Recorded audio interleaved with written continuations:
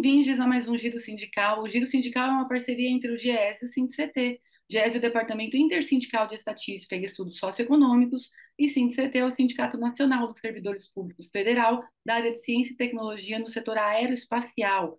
Este programa vai tratar de um tema que atinge todos os trabalhadores e trabalhadoras do país. Nós vamos falar sobre a política de valorização do salário mínimo. Entre 2004 e 2019, vigiu no país uma política que reajustava os salários acima da inflação. Dessa forma, só para a gente ter uma ideia da importância da política de valorização, ao final de 2019, nós tínhamos um salário mínimo de R$ 998. Sem a política de valorização, esse mesmo salário seria de apenas R$ 425. O presidente Lula, desde a campanha, reafirmou o compromisso de fazer uma nova política. Para isso foi criado um grupo de trabalho. O grupo de trabalho fez uma reunião no dia 3 de abril e nessa primeira reunião já foi apresentada uma nova política por parte das centrais sindicais. Para a gente entender a política que foi apresentada, para a gente entender os impactos da ausência e da presença de uma política de valorização do salário mínimo, quem vai ajudar é o Fausto Augusto Júnior, ele que é o diretor técnico do DIEESE. Fausto, muito obrigada e bem-vindo mais uma vez ao Giro Sindical. Eu que agradeço o convite de novo, Renata. É sempre um prazer poder estar aqui conversando e conversar sobre um assunto tão importante, né, que é a política de valorização do salário mínimo no momento em que ela está em discussão. Fresquinho. A gente já falou aqui, Fausto, que o governo, a partir de 2019, nós não tínhamos mais uma política, ou seja, durante o governo Bolsonaro, não houve nenhuma nova contratação de regras e ficou apenas o reajuste pela inflação. Nesse mesmo período, assistimos no país uma piora dos indicadores sociais. Aumentou a desigualdade social, aumentou a insegurança alimentar. Eu queria perguntar para você se é possível estabelecer alguma relação entre a ausência de uma política que valorize esse piso mínimo nacional e a piora desses indicadores sociais. E se sim, quais são os mecanismos que transmitem uma coisa à outra? Como que dialogam esses indicadores com o salário mínimo? Então, Renata, quando a gente fala de salário mínimo, na verdade, a gente está falando de uma política que, de alguma forma, procura distribuir melhor a renda no Brasil. E essa distribuição melhor, ela passa necessariamente por políticas que atinjam as menores rendas, né? Ou seja, os trabalhadores que têm o menor rendimento.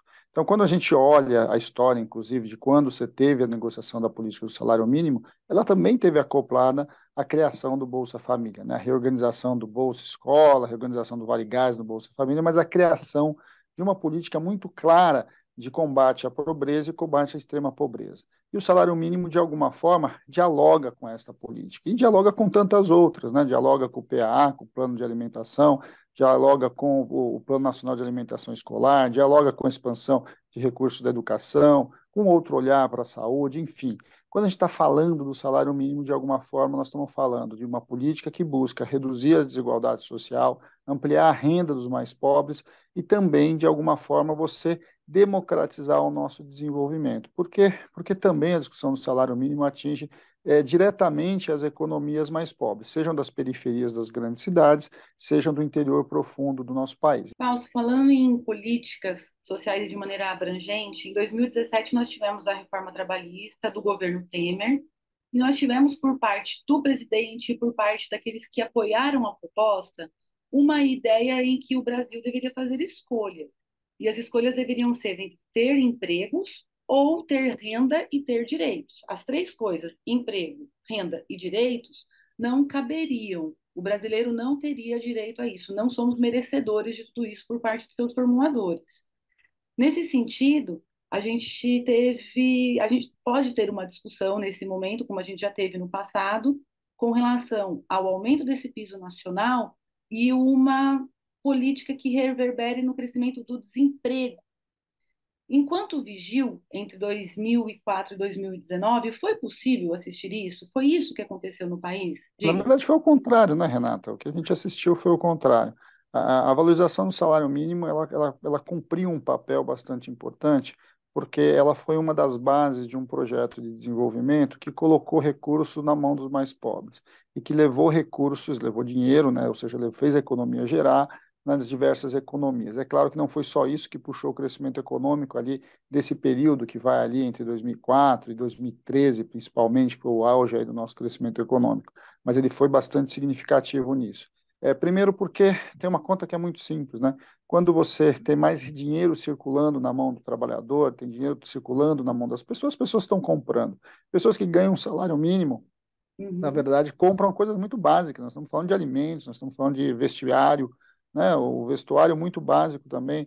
Nós estamos falando de condições mínimas ali de sobrevivência. Então, de alguma forma, nós estamos falando de reaquecimento de cadeias que são muito rápidas, de certo modo, do mercado, inclusive se auto-investir e ali construir minimamente mecanismos para que ele possa suprir essas demandas. E é também por isso, entre outras coisas, que também a gente não viu a geração de inflação, que é uma outra coisa que se fala muito. O salário mínimo pode gerar inflação.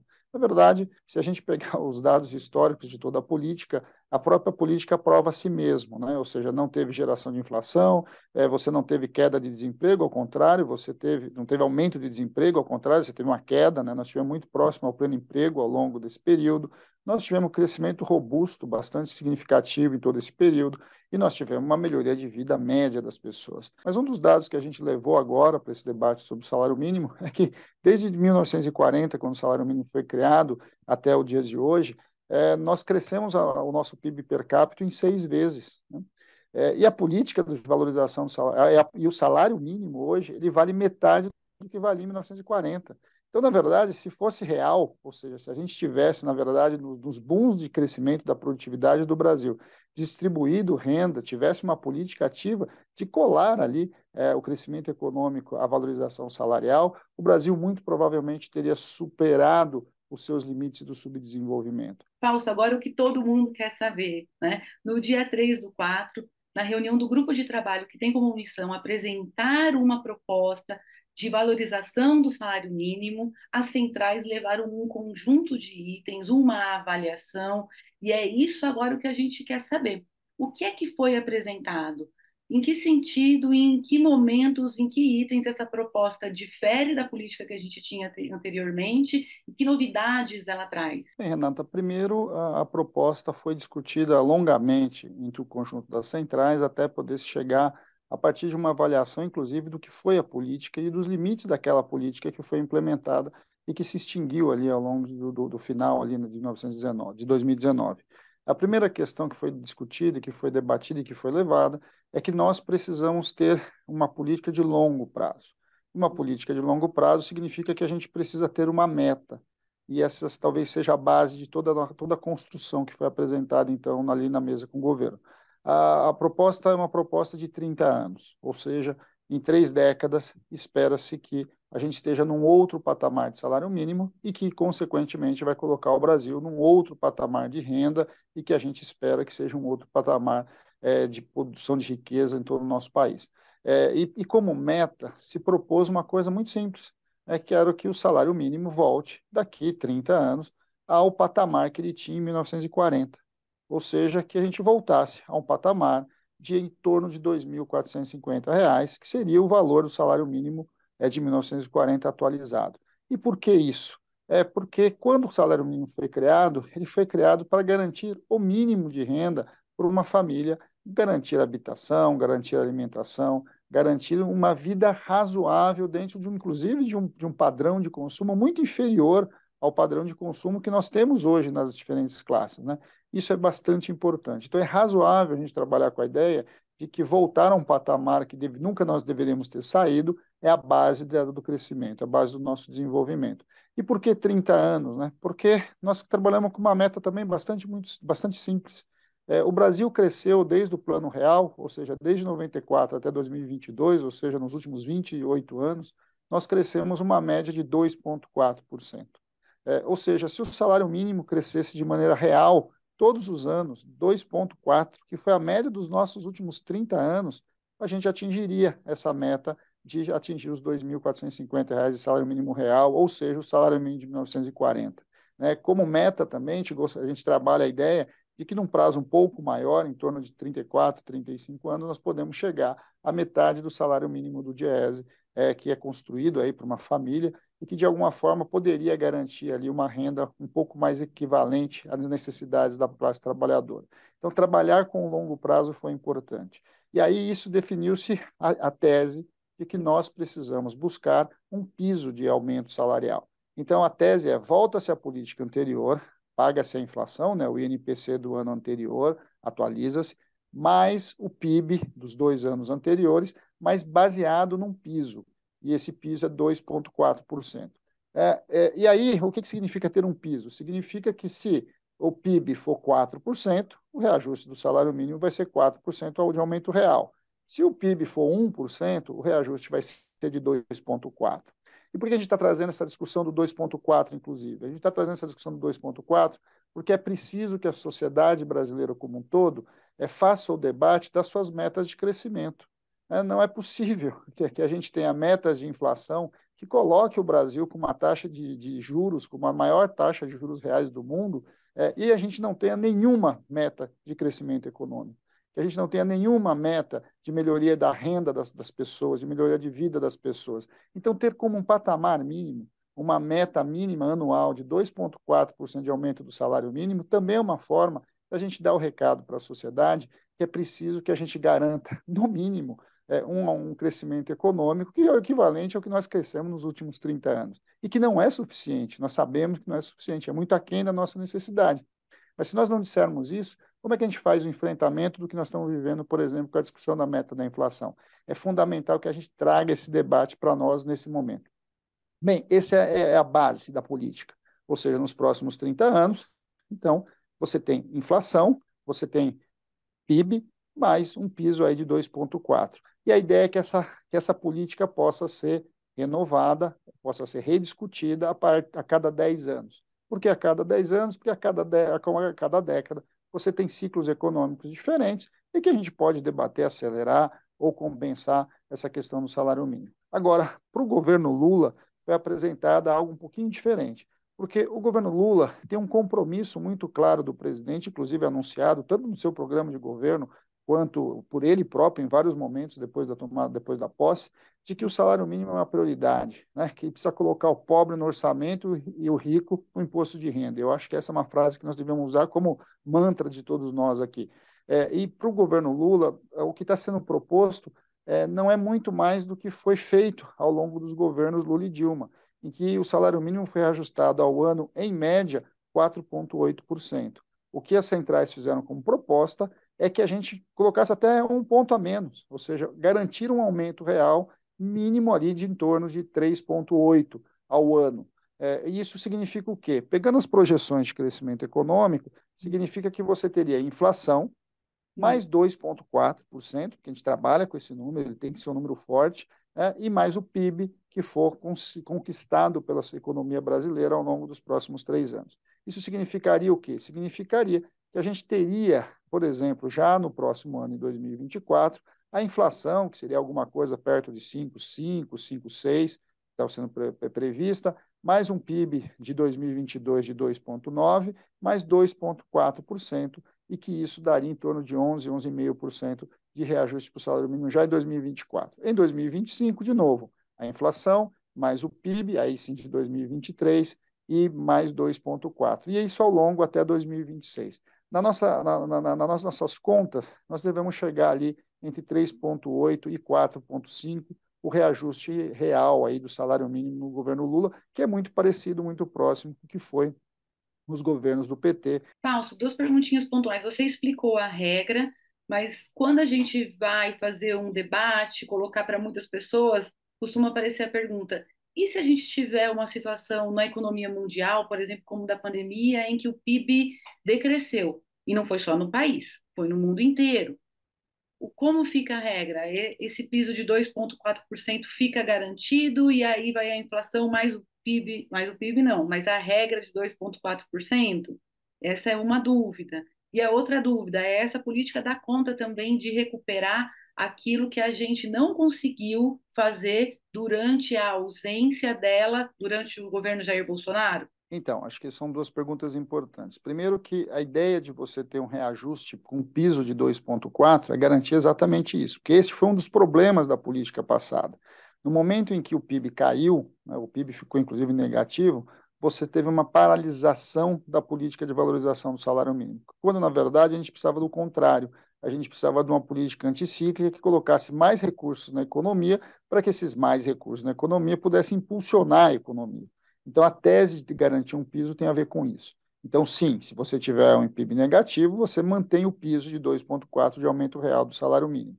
A outra questão é, sim, 2,4 recupera as perdas do governo Bolsonaro. Tem muito para avançar, mas a gente tem que começar. Fausto, o salário mínimo também ele é o piso do benefício previdenciário, que atinge quase 60 milhões de pessoas, entre homens e mulheres, em todo canto do país, inclusive em rincões onde é praticamente uma das únicas políticas públicas que chegam, né? A gente está em meio a uma discussão de um novo arcabouço fiscal. Então, é de se imaginar que aqueles que defendem o Estado mínimo ou o Estado inexistente, sobretudo para os mais pobres, sobretudo para aqueles que mais precisam, podem levantar alguma questão a respeito de se o salário mínimo ele cabe no novo arcabouço fiscal, sobretudo pelo aspecto da previdência, que é uma conta bastante considerável do governo, tendo em vista a nossa população, mesmo que o salário seja tão baixo.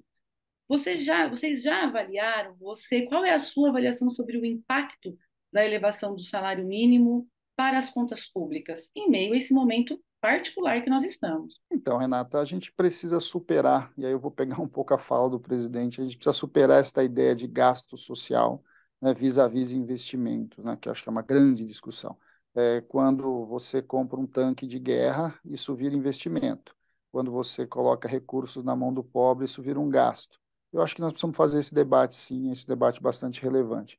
E por que disso? Porque, primeiro, se eu colocar toda a conta só na elevação do salário mínimo, enquanto ele vai custar nos custos da Previdência, é óbvio que vai ter aumento, né? É óbvio que vai aumentar o gasto, porque essas pessoas vão ganhar mais, e esse recurso precisa vir de algum lugar. Mas fala-se muito pouco sobre quanto você aumenta da arrecadação, por exemplo, né? Fala-se muito pouco de como a economia que é gerada a partir da elevação dos salários, e o salário mínimo é o início desse processo de elevação da renda, interfere, inclusive, na arrecadação. Eu vou te dar um dado bem interessante, Renata. Se a gente pegar o período do Plano Real, de novo, aí os 30 anos, né, a gente vai ver que existe uma elasticidade de arrecadação da Previdência que é mais do que o dobro, mais do que dois, quando a gente fala em arrecadação previdenciária. Ou seja, enquanto o nosso PIB cresceu em torno de 50% nesse período, a arrecadação previdenciária cresceu 120%. Salário mínimo, ele está longe de ser um problema fiscal. Na verdade, ele é um mecanismo de viabilizar crescimento econômico e efetivamente equalizar a nossa dívida. Então, é nessa linha que a gente precisa. Ninguém faz esse debate de quanto que vai ser o custo fiscal, quanto a taxa de juros fica em 13,75, né? Porque, afinal de contas, a gente só discute o primário. Mas, na verdade, a gente está gastando, para você ter uma ideia, mais de 500 bilhões só de juros. 500 bilhões, Renata, é muito mais do que a gente gasta em saúde e educação juntos no nosso país. E a gente, de fato, precisa fazer esse debate. Nós precisamos reduzir taxa de juros, sim, e nós precisamos aumentar a arrecadação sobre os mais ricos, sim. Nós temos mecanismos para lidar com a questão fiscal, mas para isso a gente precisa suplantar esta ideia de que colocar dinheiro na mão do mais pobre, dinheiro daquele que menos ganha, como um grande problema. Vamos lembrar, né? Quem ganha salário mínimo normalmente não deposita o seu dinheiro em contas no exterior, não transfere renda para os mais ricos, e são normalmente aqueles que mais pagam impostos, porque os impostos sobre ali o vendido, né, sobre os itens de consumo são muito altos no Brasil em relação ao que a gente vê aí da nossa política de imposto sobre a renda e patrimônio. Considerando o nosso conjunto da classe trabalhadora brasileira, nós temos categorias que têm representação sindical, fazem negociação coletiva e, pela força de suas lutas, conseguem estabelecer um piso da categoria acima do valor do salário mínimo. Como um aumento do salário mínimo e a retomada da política de valorização afeta, se é que afeta, esses pisos que são negociados acima dele? É positivo ou não influi, ou não há uma interferência? Então, Renata, a gente consegue assistir dois movimentos diferentes. O primeiro movimento é que, sim, o salário mínimo tem um efeito de puxar os pisos salariais. É claro que a tendência dos pisos salariais é crescerem é, o equivalente ou muito próximo ao que cresce o salário mínimo. Agora, é claro que isso tem a ver com a dinâmica de cada setor, porque o piso tem a ver com isso. De alguma forma, ele tem a ver com o setor, ele tem a ver com o próprio crescimento da economia, com a força do movimento sindical no processo de negociação.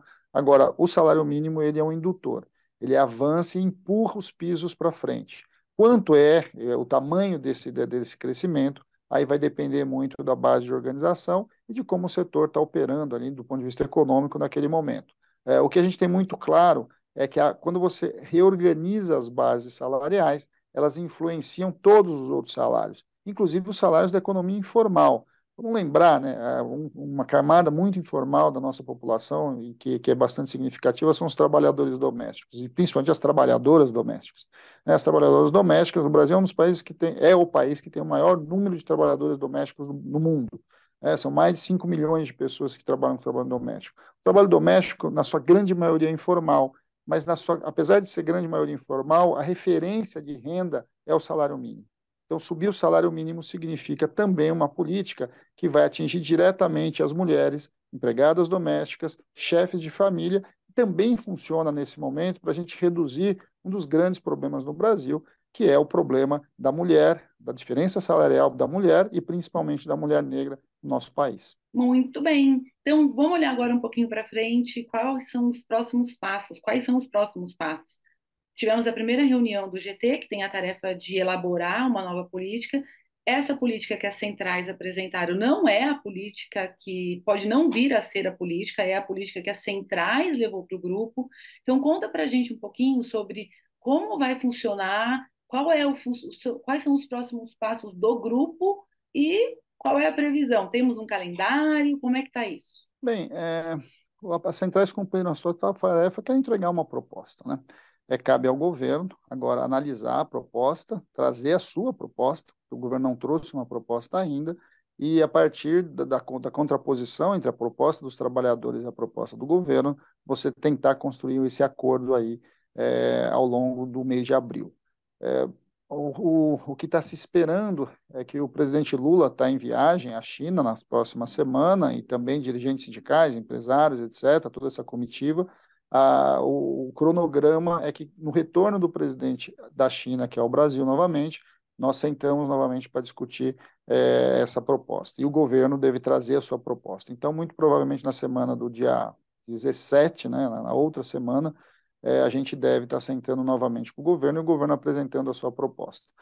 O deadline, aí, né, o dia final para o anúncio da política de valorização do salário mínimo é o 1º de maio.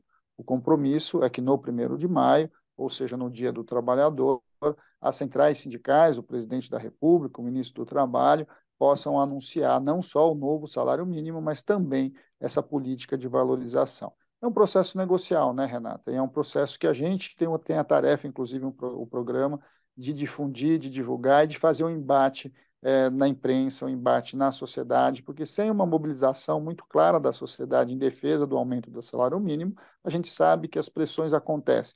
O mercado financeiro já está pressionando, os empresários vão pressionar, ou seja, a gente vai ver vários analistas econômicos falando aí nos grandes jornalões sobre a questão do salário mínimo, muito provavelmente fazendo as críticas que a gente começou a falar e tentar rebater já no começo do programa.